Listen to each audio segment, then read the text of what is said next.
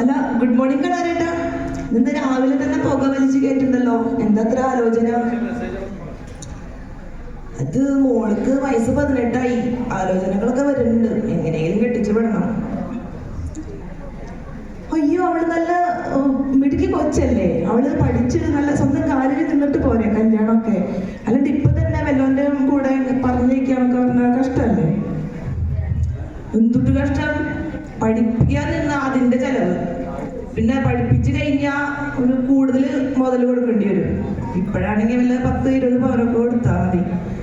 പിന്നെ അവൾക്ക് യോഗ ഉണ്ടെങ്കിൽ കല്യാണം കഴിഞ്ഞിട്ടായാലും പഠിപ്പും ജോലിയൊക്കെ നടന്നോളും.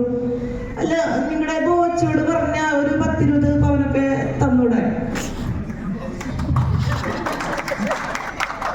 എന്റെ അമ്മോ, ജാതി ബുദ്ധിയാണല്ലോ ചേട്ടാ.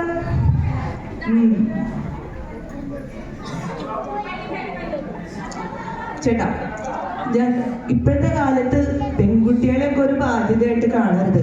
ഞങ്ങളുടെ ചെമ്മണൂർ ഗ്രൂപ്പില് അമ്മമാരും അമ്മൂമ്മമാരും ധാരാളം സ്റ്റുഡൻസും നമ്മുടെ അത്ര ആരോഗ്യം ഇല്ലാത്തവർ പോലും പാർട്ട് ടൈം ആയിട്ടും ഓൺലൈനൊക്കെ ആയിട്ട് വർക്ക് ചെയ്തിട്ട് നല്ലൊരു വരുമാനം ഉണ്ടാക്കുന്നുണ്ട്.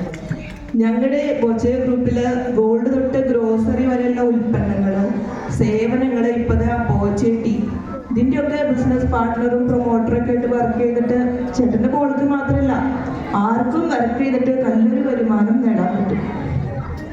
ബോച്ചയോടൊപ്പം നിന്ന നമ്മുടെ കുടുംബം രക്ഷപ്പെടും.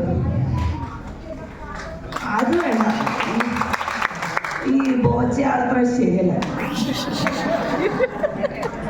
അത് കറക്റ്റാ, ഒരു 10-40 ലക്ഷം ആളുകൾക്ക് ഒരു തൊഴിലും വരുമാനമൊക്കെ ഉണ്ടാക്കി കൊടുക്കുന്നുണ്ട്. ഒറ്റ മോളെയും ഒറ്റ ഭാര്യയെയും നല്ല പൊന്നുപോലെ നോക്കുന്നുണ്ട്.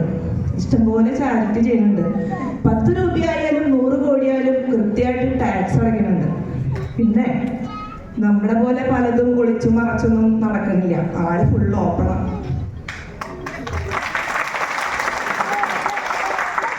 അത് നീ എനിക്കിട്ടൊന്ന് താങ്ങിയതല്ലേ, വേണ്ടാട്ടാ. എന്റെ ചേട്ടാന്റെ കരൾ ഇങ്ങനെ പുകച്ച് കളയാണ്ടേ. ഇത് പിടിച്ചേ, ബോച്ചേട്ടി, ഇത് പിടിക്കി, എന്നിട്ട് കുടിക്കി.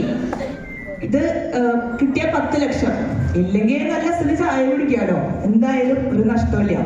ബോച്ചയുടെ ഒപ്പം നിന്ന ലാഭം മാത്രം. Conquer the world with love. Love you everybody.